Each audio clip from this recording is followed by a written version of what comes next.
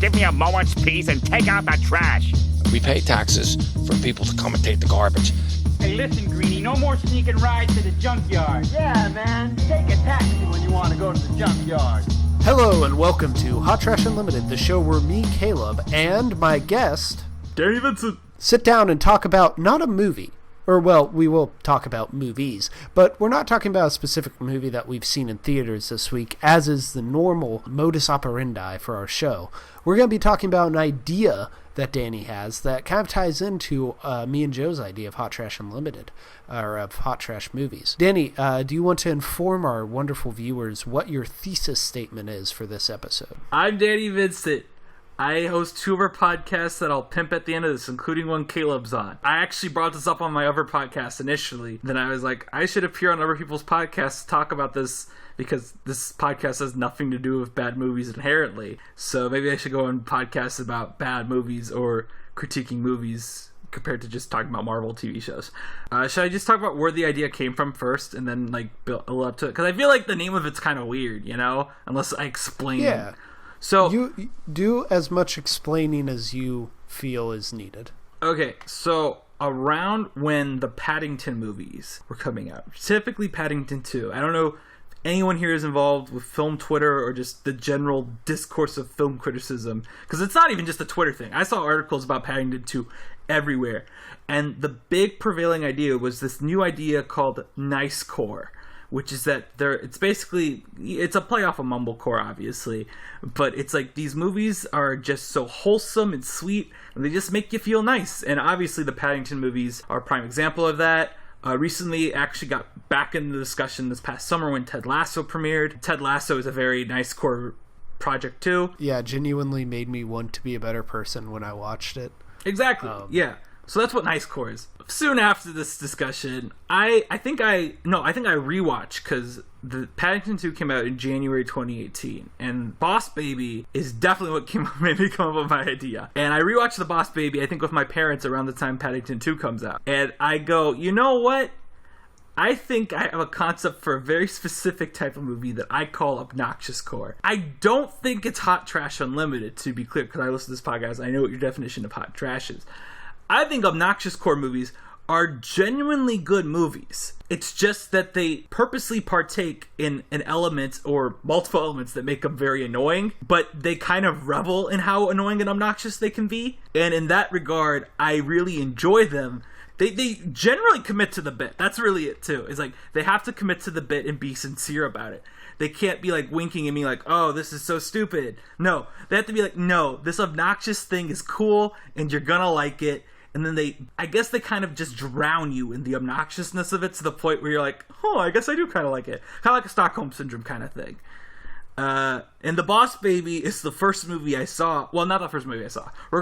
I made Caleb watch the first movie I saw that qualified for this. But The Boss Baby is what really put this idea together.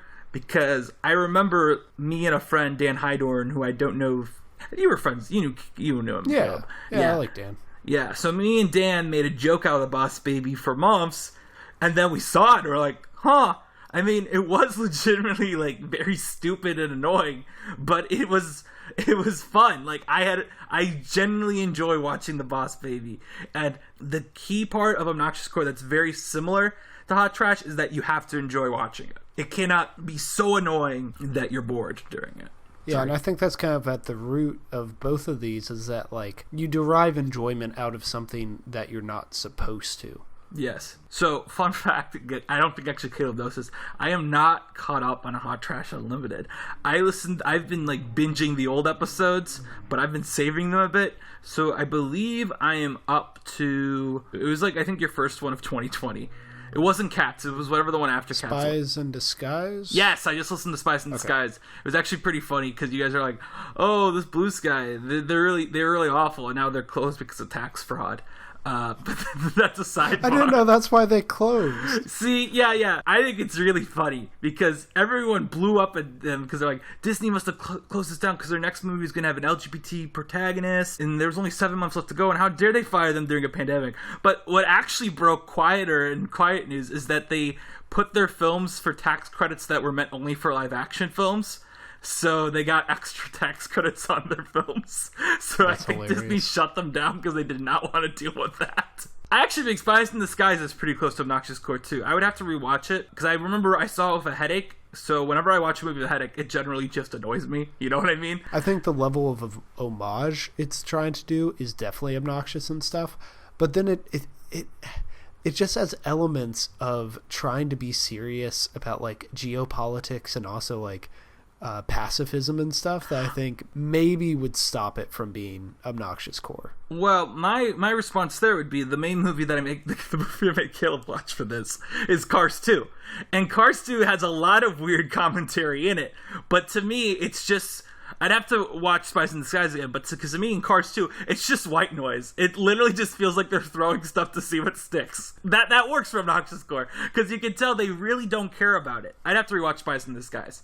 It feels more overt in Spies in Disguise, but also, I'll be honest, I don't remember it. I do kind of want to go through some of these movies that I've seen since then that you haven't listened to the episodes on, and just some of them see if they qualify. So, like, what about Doolittle? Doolittle's just bad.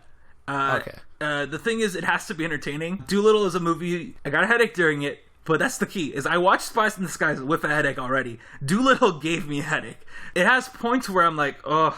I mean, I'm laughing at him like doing a colonoscopy on a dragon because it's so utterly ludicrous that I'm watching it. But it takes you so long to get there. Yeah, and these movies have, like, besides what I'm saying about them, they have craft to them. I think Doolittle does not actually have a lot of craft to it. Cars 2 has gorgeous animation, really well done action scenes, and has genuinely funny moments to me mixed in with all the obnoxious stuff. Same with Boss Baby. And I keep saying anime movies, but like Bad Boys 2, I would say qualifies as an Obnoxious Core movie, and that is a very like technically well done Michael Bay movie. The Prom, that's probably the most recent one I can think of, and maybe it cuts a bit too much for a musical, but otherwise I think The Prom is very technically adept. Like, it works. Here's one which I'm not sure if you've seen, but it's live action, it's for adults, it's Unhinged. This is the thing that I actually brought up on my podcast, is I think it's very hard for me to come up with live action movies. Because to me, a lot of it needs to be sincere. I think if you... I should have sent you the list beforehand. If you look at the list of movies I have for Obnoxious Core, I think it's hard to make a cynical Obnoxious Core movie. I think even Bad Boys 2, which is very cynical in its like messaging, it still has the core relationship of Will Smith and Martin Lawrence, which isn't that cynical. It's just two bros. I think Unhinged is too cruel to its characters to be Obnoxious Core. It's a very cruel world. Yeah, and I don't think that... I mean, Bad Boys 2 is a very cruel one, too. But the difference is it has Martin Lawrence go, why are these rats having sex, right? Like, it's very weird, and it's gross, but it's still like, we have Martin Lawrence and Will Smith being like, this is ridiculous. So, I think this one is hit out of the park, Obnoxious Core, and you may have even mentioned this one to me. Sonic the Hedgehog. So, Sonic is very close to me. To compare, I think Peter Rabbit is definitely Obnoxious Core. Sonic is iffy, because the thing about Sonic is that Sonic as a character is intended to be obnoxious. So it's hard to label his movie as Obnoxious Core, because in my opinion, Obnoxious Core is also something you don't purposely try to do. Yeah, I guess that's a good point. And I think Ben Schwartz and Jim Carrey are both legitimately giving it all they can in that. I think Sonic in that movie is good. He's not obnoxious. He's an obnoxious character because that's what Sonic is. But the thing that comes close to Obnoxious Core in Sonic, to me, is the product placement and, like, the weird James Martin subplots that don't have to do with Sonic or Eggman. But I think the core of the film, and the climax, and, like, the fact that it's built on, like, a character arc that makes sense. Because to not jump ahead, I think Cars 2's messaging is complete nonsense, and that's part of the reason it's Obnoxious Core. Sonic is just You're about not wrong. Yeah. Sonic is just he's a lonely guy who finds a family. Like, it's cliche, but it plays it all straight. I think Sonic is a very common trend of Obnoxious Core is it's a kid's film that I would say succeeds for kids, but not for adults. And I guess Sonic qualifies in that sense, but I think there's a bit too much craft, basically, is my point. I do think it's really close, though. Now, you've said that one film we've watched has qualified. Which one is that? Cats definitely qualifies. Yeah. Where's the craft in Cats? Is it just in the fact that like the music's decent? I think Cats has a lot of craft to it. I think the performances are very good in the second half. And particularly, I would say there's a stretch in Cats that is legitimately good. It's the stretch from Ian McKellen's song to the ending, besides the Judi Dench staring at the camera scene. I think everything from there... Well, okay, maybe not the fight on the boat. The fight on the boat's pretty bad. But, like, it goes from Gus, then it does the Railway Cat, then it does the Taylor Swift song, and then it does Mr. Mistopheles. That's a pretty solid run. I might be forgetting one in there. And then it goes to the Memory Reprise, which is also pretty good. I'd say the best part comes either right before or right after Skimbleshanks. It's this just big dance number. Actually, that's right before Gus. Because I actually remember thinking that was the moment where I was like, this still sucks. And then Ian McKellen starts singing, like, oh, I'm actually into this. But different I don't opinions, like Gus. Right? It's almost impossible to understand what he's saying. But you can tell Ian McKellen is, like, legitimately giving him, like, the performance of a lifetime. And that's why it's so, like, endearing. It's true.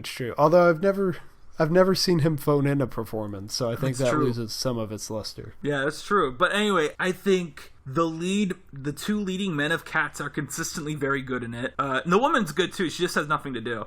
You mean the character they created for the movie has nothing to do? I think the obnoxious elements of Cats are incredibly obvious. If I listed the obnoxious elements of Cats, we'd be here all day. And I think that's also important about Cats is that the ending brings it back to being very obnoxious. With Judi Dench singing to the camera for an ungodly amount of time. The initial stuff is very front loaded because right off the bat you get the old Gumby Cat, you get Bustopher Jones. Some might say Rum Tum Tugger, but I think that song's a bop. It is a bop, but there are elements of the number that are very obnoxious. Like him screaming milk? Yeah, like that. Yeah, that's definitely one I think. Yeah, I think there's another one in there too that's really like awful. But obviously, Jenny Annie Dots and Bustopher Jones are the two main ones.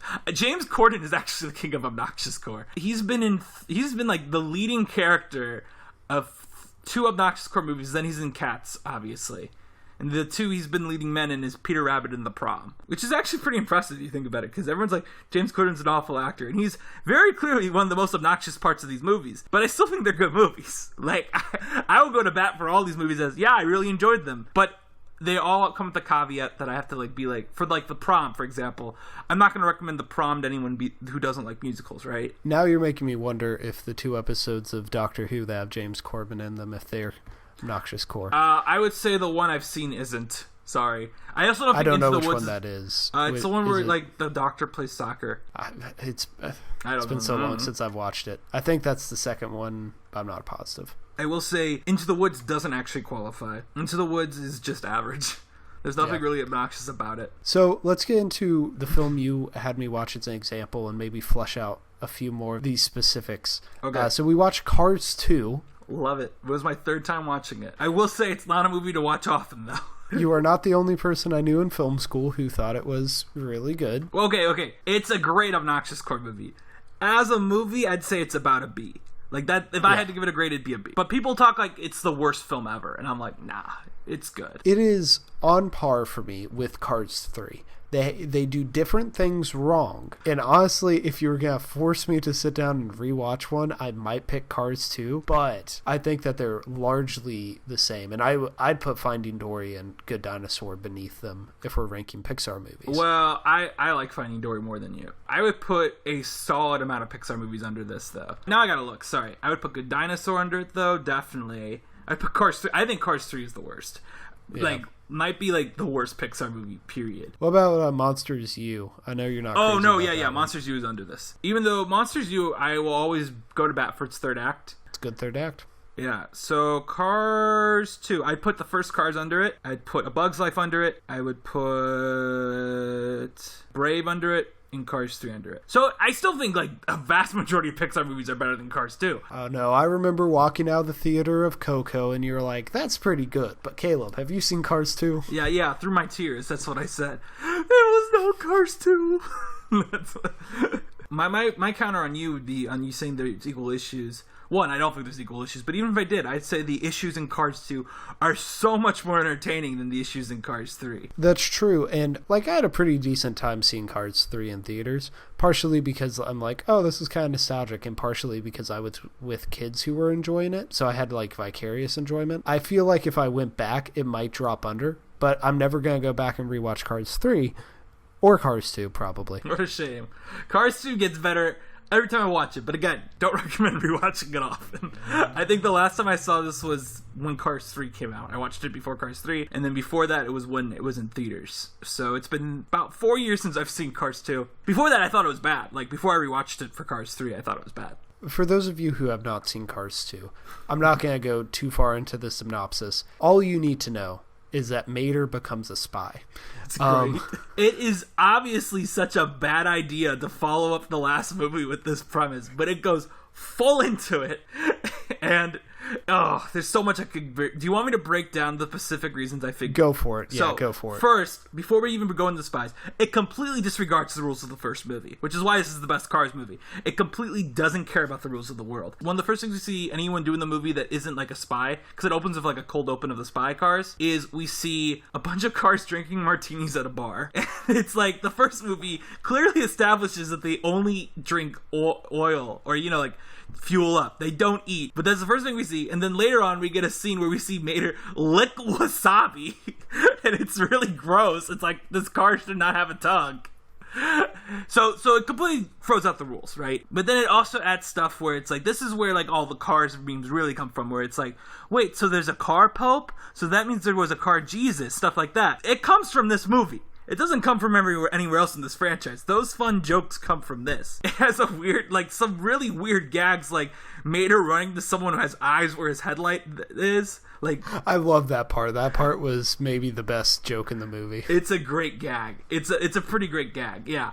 But then it's also it's so obvious it's a bad idea to focus it on Mater, because the message of the movie makes no sense when your main character is Mater, because it's let your friends accept you, but Mater actively hurts Lightning McQueen's career multiple times in this movie.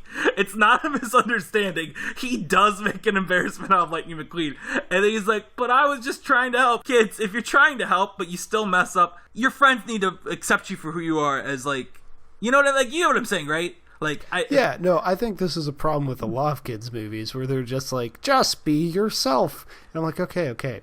But the key with Cars 2 is this is a Pixar movie, and this is the first Pixar movie that was considered disappointing. Besides Cars 1, which wasn't disappointing, it was just oh, that was okay, that was good. It just wasn't great, up the Pixar. That was the discourse. Cars 2 comes out, and this movie is given the same production value that every Pixar movie is up to this point.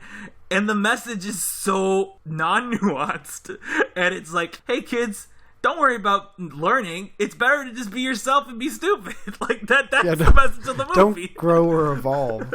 And then, best of all, at the end, Mater gets a girlfriend for it, too. He is literally given... that's what I mean, is, the message is horrible, and then it adds objectification at the end of him just getting a girlfriend.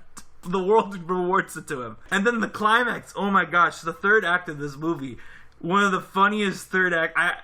I think it's one of Pixar's funniest third acts. The plots collide, and you suddenly realize, yeah, this movie was a horrible idea. None of this makes any sense. This is a movie at war with itself. So you have the Lightning McQueen is basically going around the world doing a Grand Prix. You have the spies, and then you have Mater. Now, Mater's supposed to tie in with the spies, but he's so obviously talking to them and saying, oh, I'm just the tow truck, and they just keep ignoring him. And that's the thing. Mater is not the idiot. Mater makes people the idiot. But also, I can't believe I'm saying this. The Cars spy movie is kind of fun. Yeah, it is. When Mater is not involved, in those few moments where Mater is not involved, or his involvement is just kind of tangential, it's really entertaining. And then it's also it's hyper violent too, which is super weird. It's it is troping off a Bond so hard in a lot of the same ways that Spies in Disguise was, but Spies in Disguise like always tries to like back off its violence because it's for kids. This doesn't. Now they can do that because it's cars. You can show a car blow up and it's different, but still they show a car get compacted in this movie. And now I'm gushing. I'm like, this movie is so, like, again, I don't think it's a great movie, but if I'm stuck in a room and people are like, you have to watch one of these very cliche bad movies, I'm like, well, Cars 2 is good, so I picked Cars 2. Actually, this epiphany this time is that it feels like kids have their car toys that they got from the first movie, and they're like, oh, I want to go on a spy adventure with them. So you just make up this crazy spy adventure that has random conspiracy theories involving alternate fuel. And a bizarre classism element in it, too. And it just goes all out. But then so also, many Lightning logical McQueen has to have questions. his races. Like, it's just so... What were you saying? Sorry. So I'm gonna push you on this. Try to chip away at you in a minute. But first, Okay. I just want to say about the lemons. So the bad cars in this are all like cars that are just made poorly. But then they talk about how cars are manufactured in this, and I'm like, wait, who's making the cars? Are the cars making the cars? Who has the power of God in this universe Exactly. besides the Like, Popemobile the car? first movie has all this, but this movie really like puts it into perspective because it's like there's a whole classism about who has to keep getting repaired. Who is making poorly made cars? What cruel car? Because the cars can't pick who they are, and they can't change who they are because we see that one of the lemons, spoiler alert, the main lemon in this movie is the bad guy, and he's a billionaire who's like showing himself off as rich, but it doesn't work. His engine still sucks. He can't get his whole engine replaced. Like, he's just inherently a bad car. Do you think the Popemobile is a lemon? Because we see the Popemobile inside another Popemobile. Maybe he can't drive around. Maybe he's one of the lemons. That's a good. How good high point. does this go? Yeah, and this, so a few years ago, I watched all the Mater movies on Netflix because they had them all on. I was like, well, I could log on Letterboxd. That'd be fun to have out of the way. So I did that, and my most liked one, I think, is the one where Mater becomes an ambulance. No, he becomes a doctor. In it, Lightning McQueen goes into an ambulance, and my review was, can we talk about how the ambulance ate Lightning McQueen? And I just constantly thought about that in this movie when they go inside boats and they go inside planes. It's really, it's crazy to me, because there's like an interior of the plane that, like, there's an interior set to the plane, but we see the plane talk to them often. And then also, during the chase where they try to get to the plane, what's-his-face, Finn McMissile, like, launches a drone that, like, moves around to the bad guys. Does he live inside McMissile? Does he have his own, like, little area that he lives in? So, one of the cars is being threatened by the villains, and they're like, we're going to blow your engine block. And he's like, I can always get a new engine block. I'm like, wait. Where does the soul of the cars reside? Is it in the engine? Because, like, I can't just be like, guess what? It doesn't matter if you shoot me in the brain. I'll just get a new brain. See, yeah, because what I thought was, I think I had remembered, like, Word of God was, it was an argument about the headlight thing. It's like, no, the soul of a car belongs in the eyes and the windshield. Kind of means there's no blind people in the world of cars, which is kind of weird in and of itself. But moreover, what about the headlights guy? What does that mean? Maybe it's in the spark plugs, because that's what it's the spark of life. It's true, yeah. The spark that'd be the most logical answer we have left. Logic in cars, I know, crazy. Here's what I'm gonna ask you. You mentioned it's kind of like kids smashing things together, and would you say there's usually kind of, at least to these ones that are kids movies, like kind of an element of play? Well, okay, so here's the thing. I said that they were mostly kids, but that's just the initial ones. Once I added more to the list, I'd say the only ones that were kids that weren't on my initial list are Peter Rabbit, and then 3 that are kind of arguably like trying to be kids movies, but they're too adult to be kids movies. And those are Pixels, Pan, and Teenage Mutant Ninja Turtles, the 2014 one. And I will say I'm not as married to those 3 because I haven't seen them since 2015.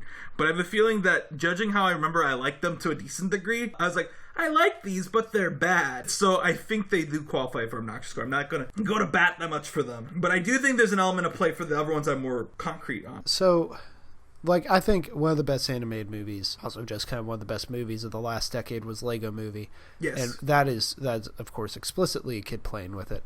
But what would you say to someone who is like just so annoyed by Obnoxious Core that they're like, but these movies don't need to be obnoxious. They can just be, be intelligent and stuff like that. How would you make cars too intelligent? Like, that's course my response is there a way to make Cars 2 intelligent? Because it's trying to be intelligent. It's talking about fossil fuels and like new it's got a conspiracy theory plot. In theory, the spy stuff is some of the most mature stuff Pixar's put out. Like, it doesn't shy away from the darkness at all. But I don't think there's any way you can make Cars 2 good. Even if you like said, oh, well, we're gonna make Lightning McQueen be the person who interacts with spies. No, because the world, I guess you could just make a spy movie with cars and call it like something a car story, you know? And maybe you can make a good Cars movie Cars 2 off of that.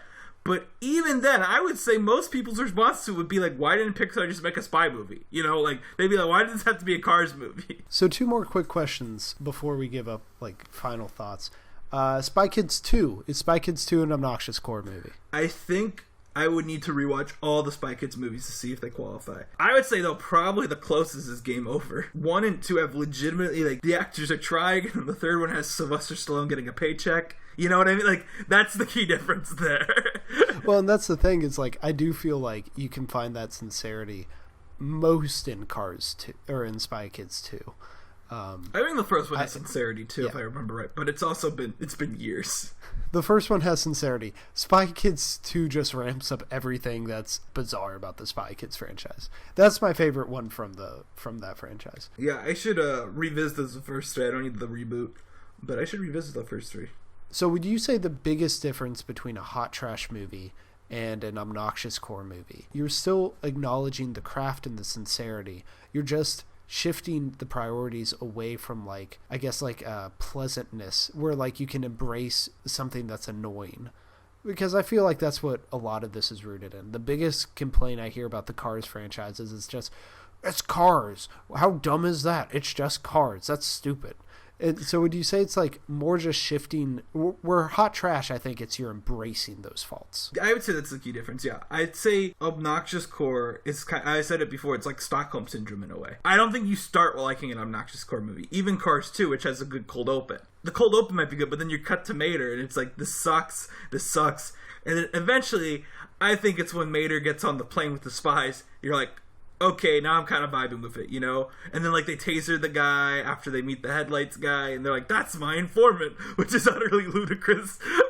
Can I say one more thing about Cars 2 that I really didn't go into depth on? Yeah, go for it. So the third act, I mentioned it briefly, it's like one of the funniest third acts, and the moment to me that just made me laugh hysterically this time is, well, the thing that always stands out to me is the "you're the bomb, Mater." I've talked about that a ton. I think about that scene a lot. But it's later on when they capture the scientist and they go like, you gotta deactivate the bomb. He's like, all right, I'll do it. And then it goes down another minute. It's like, it didn't work. And then he says something like, I guess you're all gonna die.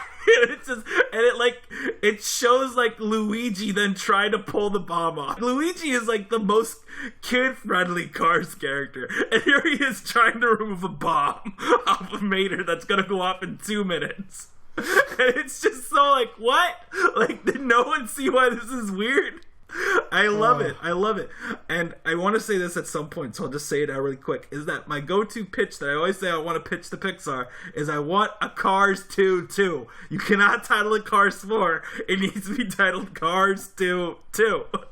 Do you have a pitch for it? I don't know. I think I would include Cars 3 as canon, because my biggest anger about Cars 3, I've said this before and other people, is people had hyped up a post-credits scene in Cars 3 for me, and I didn't like Cars 3, but I was like, you know what, I'm going to sit for the credits, because I heard it involves Mater. So maybe his girlfriend returns from the second movie, and she's like, oh, sorry, I missed you the entire time. But no, it's just Mater goofing around on Skype, and I was so mad. So what if it's a mid-quel or a side-quel that takes place during the events of Cars 3 and explains Mater's absence from the movie? That'd be great. It'd be like the Lion King 1.5 of the Cars franchise, but it'd be great because, let's be real here, as I said before, I don't like any Cars movie besides Cars 2. One more point that I'll give Cars 2 over Cars 3, it does not have a cannibal in its voice cast. It's true. But it does have a sexual harasser as a director. Do you have anything to say to wrap this up? Well, one, Cars 2 is a good movie. But moreover, that needs to always be on the record, is that Cars 2 is a good movie. But moreover, I will go as far to say, I think it can qualify for Obnoxious Core if you want. I don't think it necessarily has the story structure craft to, but I do think it could qualify for Hot Trash Unlimited. I think if I was watching that with some friends and not spending the morning of my day off doing it, I think I could have had a great time. I will say, yeah, I enjoyed it I say I like it more this time, but I had more fun watching it a couple years ago because my brother walked in halfway through and we just started talking about it while we were watching it. It is a lot more fun to talk during, because I do think the Lightning McQueen scenes are really hard to get through. Sorry, I'll stop. Obnoxious Core. We'll get back to Obnoxious Core. I think Obnoxious Core movies are really kind of... I think it's more like you get a Hot Trash movie than an Obnoxious Core movie. Obnoxious Core movies, as I've said, I have only a list of 17 of them ever. But that's also because older ones are hard to put a nail on, because I don't know what the context were at the time of those movies, right? If I had to guess, a movie like The Wizard could be Obnoxious Core, you know, like the Nintendo advertisement, The Wizard. I could see that being Obnoxious Core, like an older Obnoxious Core movie. But I can't really think of other old possibilities, because obviously, again, they've been lost to time. I can't think of anything past Spy Kids 2. That's the oldest I can give you. Yeah, Bad Boys 2 I think is the earliest one on my list. So to me, when I get a new Obnoxious Core movie, I get really excited. I'm not usually expecting it. Like, when I was watching Venom and I saw the trailers for Venom, I'm like, this looks boring. I wasn't expecting to get Tom Hardy, like, eating chicken in a lobster tank. You know what I mean? Like, weird stuff like that. Anyway, Obnoxious Core, we don't really come across often, and then when we do, I feel like it's very easy for me, even for me, who like adores the idea of Obnoxious Core. If you look at my reviews for like the ones from last year, I think it's The Prom and Who Be Halloween, I gave them both like paragraph reviews, because they're very easy to just give a 3 out of 5 to and be like, yeah, this is bad, but it's good, you know? They need more credit, I should start giving them credit. Good thing I just spoke for 45 minutes here about them. I think we've gotten the content part out of the way. It's time for the promotion part. People, you know where you can find me. You can find me here, and the only other relevant place, the thing Danny's about to talk about. So, Danny, have at it. We co-host, along with our good friend Sarah Knopf, the Snub Club, which is a show where we talk about the movie that had the most Oscar nominations but no wins every year. We just put out an episode about the first movie musical ever, so go check that out. I also co-host a weekly MCU podcast, recap podcast, called Why Is with Ty and Dan, and you can find that on Spotify, Apple Podcasts, YouTube, all those places. And yeah, you should check that out if you watch Falcon and Winter Soldier, because I'm pretty sure this episode will be coming out, like this Hot Trash Unlimited episode will either be coming out right after the season finale or right before it. So best time for you to listen to us, right? Oh, and you can follow me on Letterboxd at Blankmints, where I will definitely put this podcast up with a 3.5 star rating for Cars 2. Thank you for coming on, Danny. You're welcome. I'm happy to be here. Genuinely always a blast to talk movies with you. Everyone, please go check out Why Is with Ty and Dan, and of course the Snub Club. And you can tune back in here next week where me and Joe will be talking about Nobody. Nobody!